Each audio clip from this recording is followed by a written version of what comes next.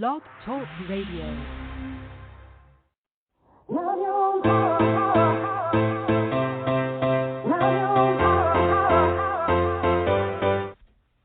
Chatting with Nat is a podcast for independent women seeking to speak their truth and to break down barriers. We host honest conversations that help to guide and empower women. Speak your truth and set yourself free. Let your voice be heard. Hi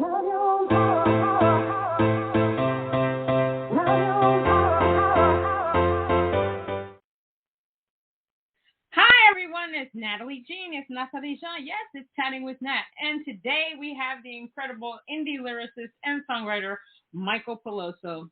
Michael Peloso is a successful indie lyricist and songwriter, co-writing singles for NARAS artists such as moi, Natalie Jean, Christina Gaudet, Kathy Sanborn, and Dennis Sy. Michael is the creative force behind his side project, Four Simple Notes. Their single, Checking Out, was released in 2019. So let's give a round of applause to Michael Peloso. Audio Jungle. Hi, everybody. Hi, Michael. How are you? Good. How you doing? I'm still alive. That's all that matters. We keep going. I mean, it's just crazy. Yeah, a lot of nutty things in the world going on right now. Too many things, too exhausting, believe it or not, to keep up. It's just, you can't keep up with the variants. You can't keep up with the mandates. You can't keep up with the rules. You can't keep up with anything except for we know that we're you know, some of us, we're wearing masks, but just know that there's a pandemic and the world is upside down. Oh, yeah. Yeah, and that's the thing. It's inconsistencies, I think, that's causing some of the problems, too, because you don't know what to do from an hour to the next, you know. And it's just, you know, that's confusing part, too. But I just hope, you know, we get back to what we all deem was normal at some point, you know, soon. You know, too many people are getting sick. It's just, you know, like I said, it's sad because humans shouldn't be living this way. We shouldn't be. So hopefully they fix it. I agree with you. We shouldn't be living like this. I think the thing, though, is that the pandemic, you know, opened the eyes of many people in this world. One of the things that I like to discuss is, you know, what people are thinking during this time. And, you know, what I noticed and what became clear to me is that people really thought about how they wanted to be perceived in this lifetime, because the pandemic allowed for a lot of self-reflection. No matter what art or business that you're in, you know, I have a couple of friends that decided to quit their jobs because they weren't very happy. I did. And because, you know, after having COVID and all that stuff, it changes your personality. Then, you know, there's people that decided, whoa, you know, I need to take some hours away from work because I haven't been spending time with my family and I'm missing out on a lot of things. The pandemic obviously was really bad because a lot of people died. But on the flip side, you also have climate change. You know, the animals were like, whoa, what's this? We can breathe. We can go outside. Mother Nature was like, oh, I can handle this. This is bad, but at the same time, oh, my God, that feels so good. You know, I saw more and more families walking outside together than ever before. And especially as artists, you know, there's so many things that we have to think about while we're doing our artistry, lyricists, songwriters, performers, about who we want to be perceived as writers or artists and stuff like that. I know one person that decided to rebrand her whole thing, took all her music down and decided to do something totally different. I noticed more people trying to be more effective player, people trying to do more social impact message songs. So during this time, did you take the time to really think about what kind of songwriter that you wanted to be, or do you want to remain the same? What is it that you want to do? Right. Yeah, for me, it was, like I said, it actually turned out to be a blessing. It was, you were, I've said it in a couple other interviews, you were always the one to push me to say, yeah, you know what you should do your own, right? You were saying at least once, do it. Go ahead and do it. And now I toyed, we talked, and I toyed with the idea for so long, back and forth, because I'm comfortable being behind the scenes, but this time it allowed, and I had a lot to say, and right. The past couple of years were not easy. The last decade was not easy, and I just I wanted something.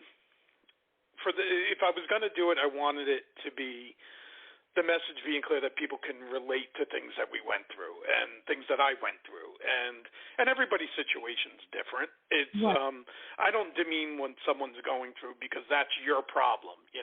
Some people might say, oh, that's just that, and somebody always has it worse than you. Well, we also don't want to be the last guy in the line who has it worse than everybody, right? But so what's important to you and what's affecting you, that's important to you. And so I just basically wanted to take what I went through and, share it with the lyrics and with the music, and just have some sort of message that maybe somebody out there can relate to something and know that there's hope, and know that, they can, believe it or not, there's always another day. The next hour from now is another hour. It's different. It may be a Hallmark story. It may be, cliche to say, but tomorrow is another day. And, and we need to keep believing, and we need to keep going, no matter what it is, no matter what we're going through, and always continue to fight and always continue to live. And, and a part of it too was questions of, I touched on it too, but, what I dealt with, and health-wise, and relationship-wise, unfortunately, and and then you start questioning. Even during that time, I questioned things about life, and what's going on here. There's a bigger plan out there that we sometimes don't see, and I just wanted, I wanted to get that message across. And I think I did. I hope someone, folks will relate to it, and that, they get the message, and maybe, one or two people, if they hear it and say, you know what, I'm not alone, and I can do it too. If he can do it, I can do it. Now, what was it, what was the moment where you were like, whoa, music is something that I want to get involved in? Was it something that you saw, you heard? What was it that gave you that aha moment? Well, the aha moment started very young. I was, I've said this before, the first album I ever bought with my own money, my own little, my dad giving me my allowance, was, now I'm dating myself, was REO Speedwagon's High Infidelity back in 1980. And it was just this pop, huge, started like the arena rocks with the Journeys and the Styx and that era, the era, and it was just the power chords to the melodies just hit. And I ran and got this album, and I went home and I studied. I studied the linear notes better than I did in school. I knew who engineered it, to who sang backup vocals, to everything, and it just, the message just hit. So I started writing when I was young, and it just. But I was always, believe it or not, I was always very shy and not comfortable with my work. And I was very insecure about it. I just didn't think, and I'm one of my biggest critics. I don't think, if there's something I don't like, I don't show anyone. Even though someone else might say it's great, to me it's not. So I kept that for a very long time. And, I wrote for tons and tons of things. If I look back, I wouldn't look at a lot of them now and I'd be like, oh, what is this? But then I kind of put it on the back burner for a while because just things weren't happening, but I continued to write. And then, I believe it or not, one day I just said again, if I'm going to do this, I'm going to do it now. And I don't know if it was maturity, or just finally coming into my own, I guess, as a late bloomer and I just said, I'm going to do it. And I just started to writing again, started practicing again, started writing melodies again and lyrics, and the lyrics just started coming easy to me again. And I guess it had to do with, I think it's a maturity level, because what I write about now are just, I have a lot more life experiences to talk about. Right. And I just decided to, and then, started reaching out and seeing if anyone wanted to, and then, you and I wrote Please Don't together. And, it just started from there, and it's just kept flowing. It hasn't stopped. So I kind of, like I said, I had several aha moments when I was young, and then in my late 30s, where I just mid to late 30s, where I said, I'm going to do this again. Right. And I just said, why not? And it's good that, I didn't, but like I said, I've always kept it going. There's never a day where I don't write something in my life, whether it's a lyric, whether it's one line, whether it's a melody in my head that I'm hearing. I just, I constantly do it. And it's a good thing because it's almost like practice where you just don't stop. And I never stopped doing it. And I always had that desire, I always kept that hunger. Even if I didn't do it, it was always in my mind that if I'm going to do it, I'm going to do it. Right. And I finally, like I said, got it was maturity level, and it was just things in life, and it just happened. I think, when you're ready to do something, you do it. Yeah, and I say that there's never put a time limit on right. your goals, and you can always reinvent yourself in life. You're never too old to reinvent yourself, and that's something people should keep in mind, because you're going to always have doubters. The doubters are going to outweigh the supporters every time, and if you listen to the doubters, nothing's ever going to get completed. I say, you can go back to I've said, you can go back to the caveman. There's some guy rubbing two sticks together, and I guarantee there's about 12 other cavemen laughing at him, and next thing you know, we have fire, right? So, if had he listened, we never would have been here. But, that's the case. So you got to keep going and believe in yourself, believe in you. Amen. Amen to that. Now, how important is it for you to be an extremely authentic lyricist, songwriter? I know that you've been through a lot in the past decade, especially with the cancer and the epilepsy. So how important is it for you to be authentic, and how do you deal with, with the cancer, the epilepsy, in regards to your songwriting? Okay, so yeah, I believe authenticity is incredibly important. Now, it doesn't necessarily mean that everything I've written is autobiographical, but it could be. I can maybe tell someone's story who can't tell that story that way, or if I hear something and I say, okay, and I believe it shows in my writing. I write. I've told a lot of times my songs are from the heart, and they're from who I am, and I'm authentic to the bone, and sometimes to a fault, I think, because I've always said I'm always honest, and that's what I believe my lyrics are. They're very honest lyrics, and they're things that I've experienced. And I'm a writer who cannot write unless it's something I've experienced, I feel, for me. And so to tie what I've been through, I tried to change it metaphorically on certain things, where it doesn't necessarily, you listen to any song, any pop song, everybody can attune it to a relationship. But, you can play it for a million people, and it's a million different, people have a million different things that they think the song is about. And that's the beauty of a song, because it's yours. You give it to the audience, and it's yours. And I mean, listen, there's nothing wrong with writing saying, hey, I'm skipping, laughing, going down the street, and that's what it means. There's nothing wrong with that. I mean, the Beatles made millions doing that, right? But, I want to hold your hand, which meant I want to hold your hand. There was nothing hidden behind that. So, but for me, there was a lot of things that went on, and it's just, from me. And like I said, I'm honest to a point where it's, even if I look bad, I'm still like, hey, I did it. And it's like, there's nothing to hide here. Like what you see is what you get.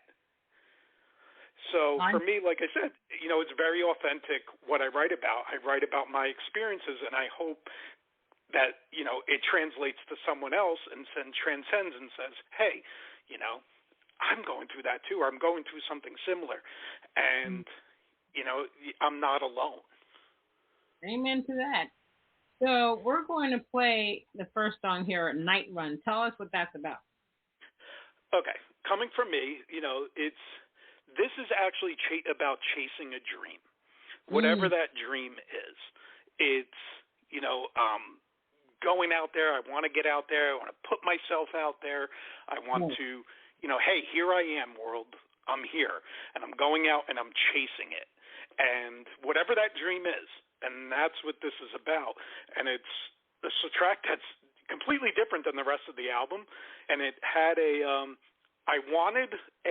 when I was doing it, I wanted a quote-unquote like a Nile Rodgers / Duran Duran era feel to it. And this is kind of where it came about, and the two guitarists, my buddy Sal, who I've written with before, and Susana Vasquez came up, she plays that whammy Nile Rodgers guitar beat, and he came in, and I said I wanted like a dirty guitar sound at the top of it, and he kind of came in and did that over, and that's what this song is about. It's about just chasing your dreams and going after whatever it is. Amen. We all need to do that. All right, let's play Night One.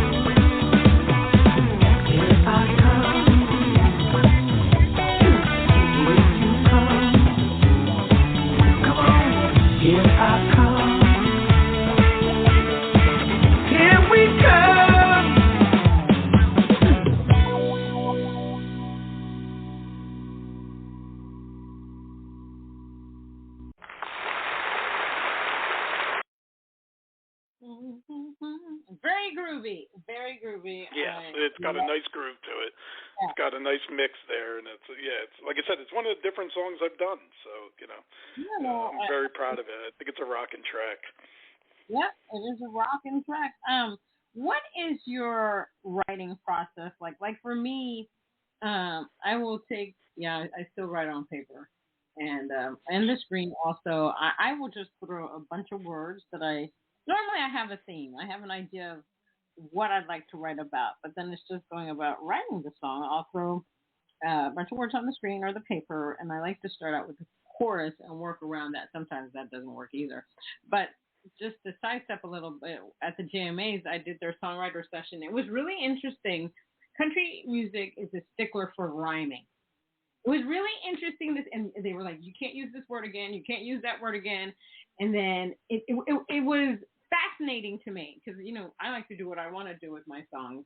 Sometimes I'll start out rhyming and then I'll end up not rhyming at the end and stuff like that. But it was just interesting to see how you write a traditional country song. And everybody had their own ideas, but we worked really well together. So how do you go about writing a particular song? Because you're like me, you're multi-genre, I think. So you have many different ideas. That's a good question because there's sometimes I don't know where it comes from. If that makes any sort of sense. Yeah. Now, there's times where a lot of times for me, if I hear a melody in my head, I'll hum it per se, and then I'll get, like for Night Run, for like a song called Make a Wish on there, I had the melody where it was like na na na na na na na na na na na, and I just came up with Make a Wish Believe, and it just hit, and then everything flowed. And a lot of times I notice is that once I get that first line, whatever it is, it all flows. Right. And I try not to rush things. And I've learned to I've read the Neil Young interview one time where he basically said, if it's not working, go mow the lawn or something, and then come back. So because it doesn't sound forced. Right. Now, when I write and I do it, I could sing it in my head and maybe I'll give it to you, and then you sing it and I don't like it because I don't like the line I've written. So what I'll do is I'll go back, and I'll never be like offended, be like, oh, she doesn't like her, he doesn't like that line, or this, that. They're just words sometimes, and I just keep that line because I never know. I might use it somewhere down the line 5 years from now. But for me, I try to start out with the verses first, unless I have a chorus. So, I mean, I try to do your typical verse, tell its story, tell its beginning story, come in with the chorus, get that second verse in, and the bridge to tie everything together at the end. I mean, so it's the standard, how do you do? But again, to be honest, there are no rules to me in songwriting. I mean, because you look at bands like Yes, who were way out there, and there were times they didn't rhyme at all, but their songs were very powerful, especially on the progressive rock side. So, to me, it's about the story and what you want to get across. But are there rules sometimes? No, I don't think there are. I mean, that's the beauty of it, because you could turn anything into, I mean, like I said, you have your standard structure, especially for a pop song. You have your chorus, and sometimes I try to stick with, either a longer verse, shorter chorus, or short verse, longer chorus, just as a structure. I mean, there is a basic outline to follow. But for me, like I said, there's times I can't explain it where it just comes. I mean, and it hits me in waves, and I don't know where it's come from. I mean, clearly it's coming from somewhere, but I can't explain it sometimes. No, I get that. Just the other day, I was working with these people, producers from Croatia, and I've been like, oh my God, I gotta write a song. I gotta write these lyrics. And then I sat down. Well, a week before that, I had jotted some words in a notebook and stuff like that. And I sat down, and then I just took the words and I started. And then within 30 minutes, I had written the song, which is not very normal for me, because I will sit and stare at stuff for the longest time and just pull my hair out and say, okay, why aren't the words coming? But when it does happen like that, it's because it's supposed to come out. So I understand where you're coming from when things just flow. I think that when that happens, it's like, okay, you're supposed to release this song. This song is supposed to, help somebody out there in this world. So I truly understand that. Now, if you could write with anyone or have somebody perform your songs, who would that be? Dead, alive, whatever? Yeah, do you have like 3 hours? Oh, God, there's so many. I mean, to choose, Carole King would be one. I would love to write write something with Carole King. I would love Stevie Nicks to sing one of my songs, or Annie Lennox, or, I mean, so many. I mean, Sting writes his own, so that's not going to happen. I mean, Darius Rucker, I'd love for him to sing. He's one of those, you know, like I said, Kate Bush I loved back in the day, in the 80s, you know, and it's just, I mean, the list is, I would just be honored at anyone on that level. But if you asked me right now, one of my favorite songwriters, I mean, Tom Waits, between Tom Waits and Carole King and Stevie Nicks would be the three for me. Choices. I mean, my favorite song of all time is I Hope I Don't Fall in Love with You by Tom Waits. I think it's my favorite song of all time. So, yeah, if I could get any of those three, I would, you know, I'd probably faint.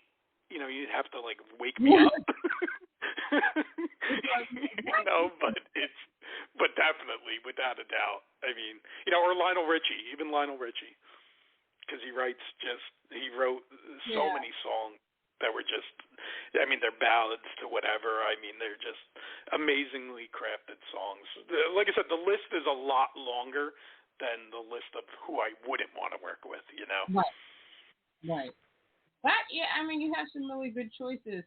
We're going to play What You Do. Tell me what that's about. You know, I just wanted, you know, I needed one more song for the album, and it's near the end. I wanted an upbeat song, and it's basically just this, you know, happy-go-lucky love song of, you know, you see someone, and they're all that matters to you. Whatever it is, like even the line, like you're in this crowded street, but you just see this person, and, you know, for a woman, he or she, and it's just you want to give her everything, like on my perspective, you want to give her everything you can or give everything of yourself, and it's just this catchy 3-minute, you know, love song and an ode to someone, how you just want to be with this person, and you're, you know, she's kind of a little hesitant, but then you're like, hey, you know, I'm here, and that's what this is about. And Nathan Nasby, who's out of Saskatchewan, did a wonderful job. I mean, within a day, he had the vocals. He has such a great voice.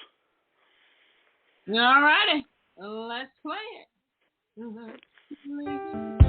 Lying in my bed, can't get you out of my head. I want to give you a call and tell you you are my all.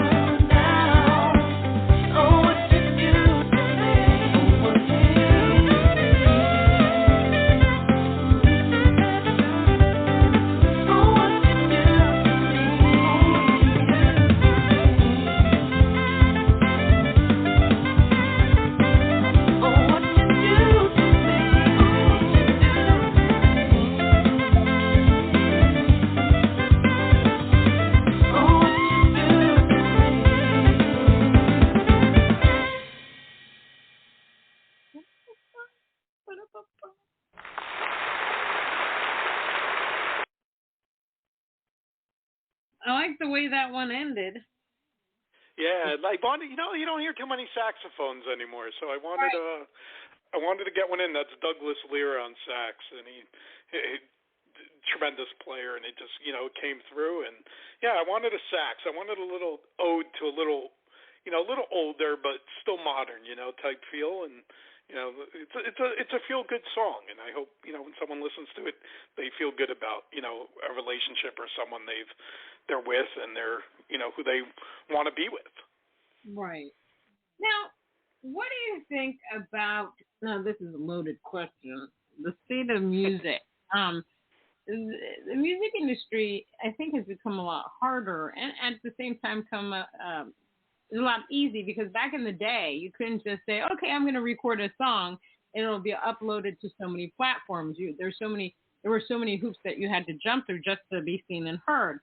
So for indie artists right now, we're seen and heard. We can put out what we want, blah, blah, blah. It goes out there. But what's bad is that when we get our songs on these platforms, we're not really making money. I mean, all the investment that we put in to create these songs, and we're getting half a cent back, which is totally ridiculous. Right. I've seen the many articles about Spotify and the creator of Spotify and how he complains about independent artists. He's an asshole. But you could say he's worth how many billions. So. But I understand the whole dynamic of being on streaming platforms. I actually like streaming platforms because it's so much easier. If somebody says, "Oh, let me hear your music," you can just give it to them. There's so many different things about being on these platforms that is fantastic. And then the bad part about the streaming platform is obviously what we get paid. The great part about being on platforms is that, new people can discover you. Because I have been discovered by many people on these streaming platforms. So what do you think about this whole streaming business, and how do we get people to actually buy our music? Yeah, it's a catch-22, right? Because we want to be heard, but then we're also being priced out of making music. Right. Because just the rate, the return of interest is, investment is not, it's not as great. So you hear a lot of less and less. But, I mean, first it's got to start with the rates. The rates have to be somewhat high. You can't pay less than 0.3 of a penny or whatever it is and expect anything, because you're going to need what, 7 billion streams, which rarely happens. Now, like the beauty of it is, yes, we can get it out there at any point, at any time. It's there, it's accessible. There's so many platforms now. The tough part too is nowadays with technology, there's so many other things that interest people. Remember, growing up, you really there was no, cable TV didn't hit till 81 for me, right? So you basically had 12 channels on TV, and you had the radio, or you had that album, and that's what you had. You didn't have, all these other things, these Netflix, to this, to that, to the social media in general, which is good. So, it's another piece of the pie that's being taken away. So, but, to get it out there is wonderful. We just, there has to be a better system in place. And I think the record companies, and I think things in general, the rights organizations missed the boat. And I get it for a record company. Listen, for every Taylor Swift and Bruce Springsteen that they've invested in, there's like 500 Taylor Joneses and Bruce Smiths, right? I mean, that just went nowhere, and spent hundreds of thousands of dollars. And I get it. And there's certain bands that basically floated record labels for years. They've had that one big album, and it covered them, right? Atlantic Records was covered in the 90s by Hootie and Matchbox 20. They basically kept Atlantic afloat. But, it has to start with the rates. You cannot do that. And it's so saturated, even radio. Sirius radio, regular radio. AAA still will play a new artist. They will try to, and smaller markets will. But if you're not given a chance, a fair chance, that's all anyone asks, is that, hey, you give an artist a fair chance to listen. And there's no artist development anymore. There just isn't. I mean, you don't hit right away, no one cares. And I don't know if that's just the public has a lower attention span. Everybody wants everything instantly nowadays. It has to be right away. And, and they don't realize what goes into it. Even, he is. Spotify's like the biggest, streaming service now. I think it's past Apple, and it pays the least. That doesn't make sense. Yeah. Like, it's basically, it's in a way, it's slave labor. And, you're going to get someone who's going to say, well, you don't have to create then. Well, that's because imagine a TV show without music. Imagine a Star Wars movie without John Williams' score. Amen. Right? I mean, so you do need that. And when we were in a pandemic, my God, the arts were important. That's right. So, I mean, I think they got to start with the rates, and there's just got to be a better system for it. I mean, I'm not up there, but we can get lawyers involved, and you get, like I said, the guy from Spotify said you should be producing more music to get it. Why? To make you richer? Exactly. I mean, that's what comes down to. And I get it. There has to be a fair balance. I'm not saying you have to get $3 on a stream, but less than a penny? I mean, come on. No. I mean, you can't, saying that with a straight face is ridiculous. He's going to, what happens is then someone gets too big, and you know what? Then they eat themselves. Exactly. And that's what might happen one day with Spotify. True.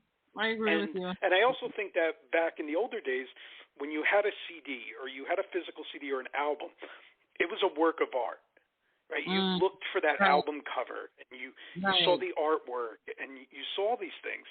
Now with digital, in a way, to me, it's, I don't know, there's no, I guess, like a connection sometimes, because you want to see, though, you want to read the lyrics, or you want to see who's singing backup, or who played the drums, or who produced this, or where was it, and you don't have that with digital. Nope. You don't. So like I said, it's a catch-22 because accessibility, it's there, and it gives us, and the beauty of it is it does give independent artists the exposure they can. You get on a playlist somewhere, or someone discovers you, that's great, because you wouldn't have it in the old days unless you were on a label. Right. So, like I said, but the rate, it starts with the rates. It just has to be, especially because you have advertising.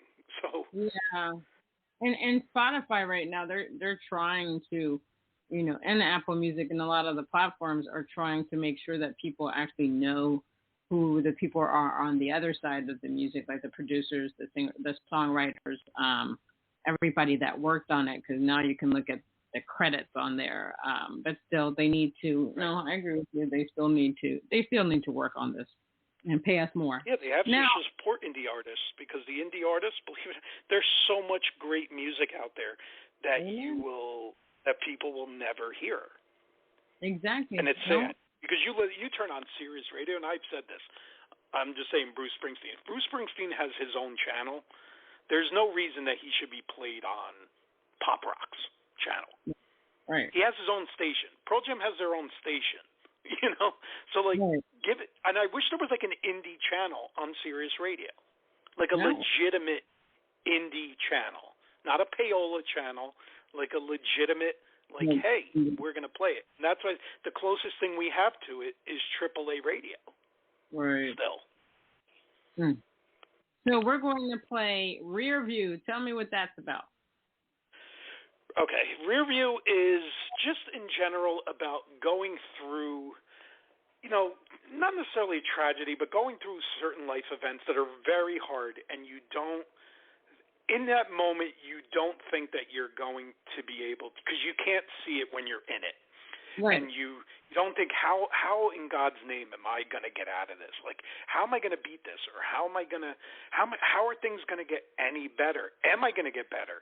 And, are things just they're not going to be the same, but am I going to survive this?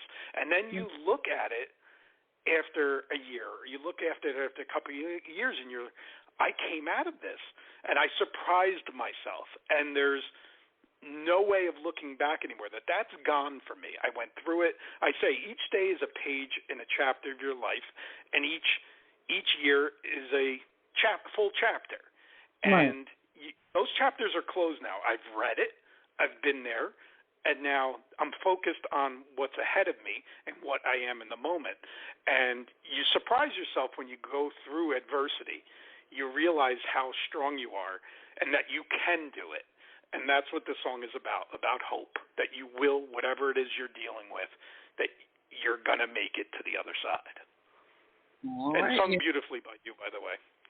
Thank you very much. Here we go.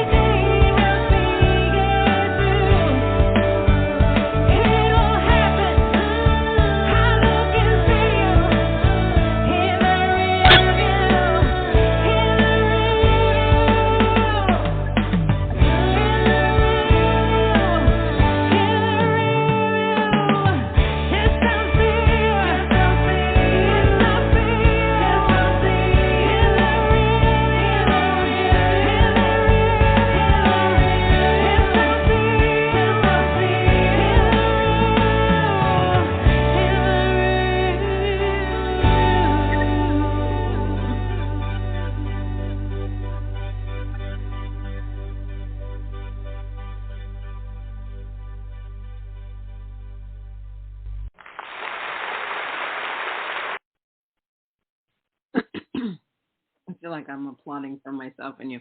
So in the last couple of that we have here, what is the one thing that you wish you had known before you got into the music industry? That's a good question.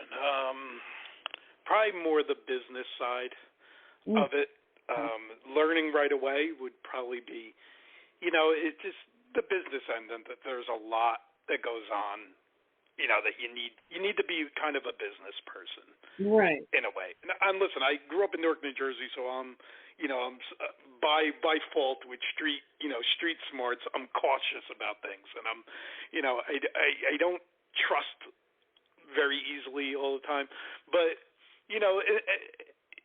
that's basically like you need to watch your back and you need to watch things and protect yourself, and I've learned that to do that, and also not to take everything. When I was younger, take everything to heart. If someone would say, "Oh, I loved working with you. We got to work together," and then you never hear from them again. Younger, it would be like, "Oh, this jerk off didn't, he didn't bother calling me back," or they were just placating me, or things of that nature. Now, to me, it's just okay. You don't, and I just move on, because it's happened. A couple of years where they're like, some folks are like, "Yeah, we got to do this," and you start doing something, and then you don't hear from them. So to me, it's like, okay, just move on. Got it. Now, is there what kind of quote message do you use, if you use any, to motivate you throughout the day, the year, the month, if you have any? I mean, I just basically say, believe in you. Believe in yourself. Right. Whatever it is that you do, always keep that belief, no matter how hard it is. And listen, nothing is easy. Tying your shoe isn't easy. But if you believe in yourself and believe you have that strength, never self-doubt yourself. And even if it's a mistake, I say you make a mistake, you learn from everything. We learn from everything in life. And everything's a lesson. And, it's believe in you means believe in yourself. Amen. And never give up. No matter what it is, don't ever give up. Amen. Be true to who you are. Put out the music that you want and stay true to who you are. Amen. Hallelujah. Well, Michael Peloso, thank you. It is always an honor to chat with you. It is always an honor to collaborate with you. Having you as a friend has been truly an honor. I thank God every day for you in my life. You are an excellent, amazing, talented indie lyricist and songwriter.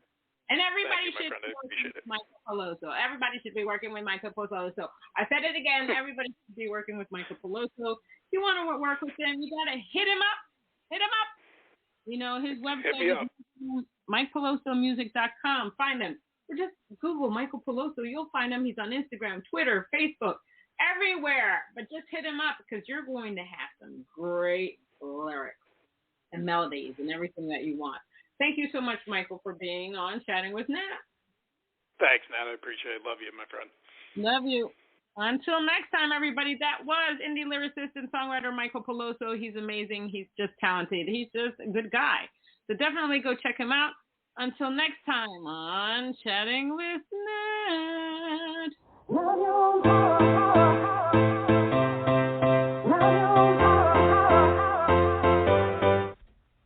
Chatting with Nat is a podcast for independent women seeking to speak their truth and to break down barriers.